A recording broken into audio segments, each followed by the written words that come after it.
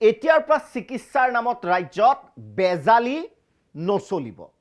ৰাজ্যিক কেবিনেটত গ্ৰহণ কৰা সিদ্ধান্ত অনুসৰি বুধবাৰে পঞ্চদশ অসম বিধানসভাৰ নৱমটো দিনত উত্থাপিত হ'ল চিকিৎসাৰ নামত ৰাজ্যত চলি অহা বেজালিৰ বিৰুদ্ধে বিশেষ বিধেয়ক।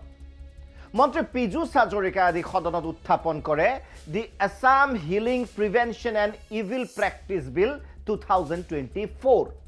এই বিধেয়কখন গৃহীত হ'লে ৰাজ্যত বন্ধ হ'ব বেজালি আইনগতভাৱে। পঞ্চদশ বিধানসভাৰ নৱমটো দিনত দাখিল কৰা এই বিধেয়ক অনুসৰি বেজালিৰ বিৰুদ্ধে ৰাজ্য চৰকাৰে গ্ৰহণ কৰিব কঠোৰ ব্যৱস্থা। বন্ধ হ'ব বেজালিৰ নামত ৰাজহুৱা বিজ্ঞাপন।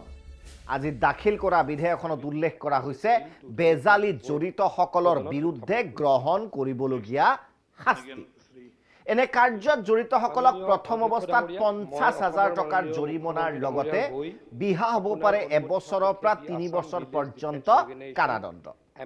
আনকি বিধেয়কখনত আছে জৰিমনা 1 লাখ আৰু কাৰাদণ্ড 5 বছৰ পৰ্যন্ত বৃদ্ধিৰ ব্যৱস্থা। আজি দাখিল কৰা বিধেয়কখন গৃহীত হ'লে ৰাজ্যত বেআইনী বিবেচিত হ'ব বেজালি।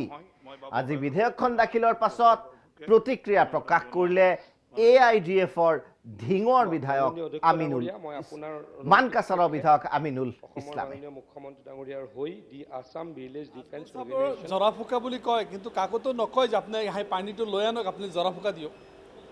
বহুত বিধায়ক, চৰকাৰ পক্ষৰ বহুত বিধায়ক, বহুত মন্ত্ৰী আছে ৰাতি ৰাতিকৈ আজমল চাপৰ পানী ফুকাই লৈ আনে। আৰু এই পানী ফুকোৱাটো তেখেতে কাকো নকয় মোৰ তাতে পানী ফুকাই লৈ যোৱা। তেখেতে এজন ইছলাম ধৰ্মাৱলম্বী এজন ধৰ্মগুৰু, সেইকাৰণে তেখেতৰ ওচৰত মানুহ কোনোবা এটা আবদাল লৈ আহিলে তেখেতে কোৰাণৰ কিছু কথা কৈ পানী ফুক দি দিয়ে, এইটো সঁচা। এট দ্য ছেইম টাইম সেইটোৰ জৰিয়তে বেমাৰ ভাল নহ'ব তাৰ কাৰণে কিন্তু 5টা চেৰিটি হস্পিটেল চলাই আছে, এইটো মনত ৰাখিব লাগিব। তাৰ কাৰণে ডক্টৰ ইঞ্জিনিয়াৰ বনাই আছে, এইটো মনত ৰাখিব লাগিব। তেখেতে জৰা ফুকা দি বেমাৰ শেষ কৰিব খোজা নাই, ডক্টৰ প্ৰডাকশ্যন কৰি হস্পিটেল দি চেৰিটি দি বেমাৰ শেষ কৰিব খুজিছে, জৰা ফুকা দি কৰিব বিচৰা নাই। ধন্যবাদ।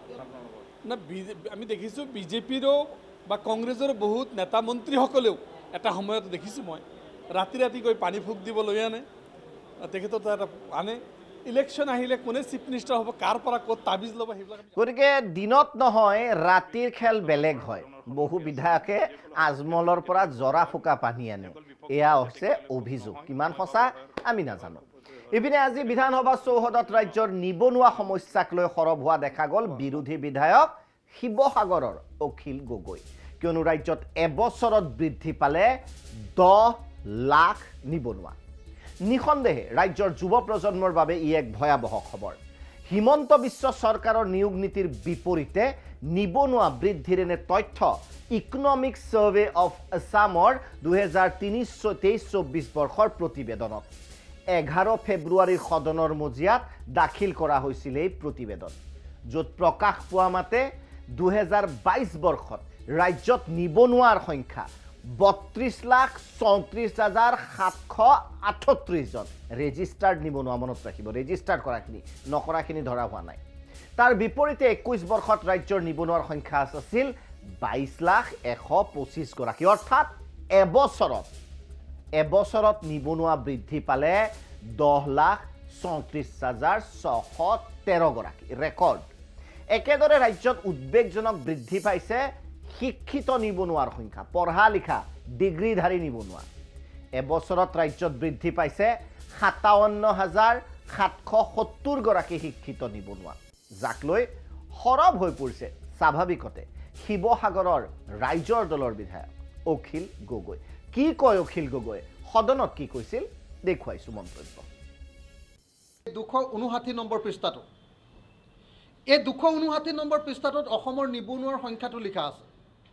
কিমান বুলি লিখা আছে জানেনে? কৈছে যে 2022 চনত অসমত নিবনুৱা হৈছে 32,34,738 জন। কিমান? 32,34,738 জন, অৰ্থাৎ 32,35,000 জন। অসমত 2022 চনত নিবনুৱাৰ সংখ্যাটো হ'ল 32,35,000 জন। 2021 চনত অসমৰ নিবনুৱা কিমান আছিলে? 22,125 জন। 22 লাখৰ পৰা 32,35,000লৈ বৃদ্ধি পালে। তাৰমানে 1,35,000 10,35,000 নিবনুৱাৰ সংখ্যা এবছৰত বাঢ়িল 10,35,000। 10,35,000 তাৰ আগৰ বৰ্ষবিলাকতো যদি আপোনালোকে চাই কেনেকৈ নিবনুৱাৰ সংখ্যা বাঢ়ি গৈ আছে, 2016 চনত অসমত নিবনুৱা আছিলে 20 লাখ। 2016 চনত অসমত নিবনুৱা আছিলে 20 লাখ। অৰ্থাৎ এইখন চৰকাৰে যেতিয়া প্ৰথম শাসনলৈ আহিছিলে তেতিয়া অসমৰ নিবনুৱাৰ সংখ্যা আছিলে 20 লাখ।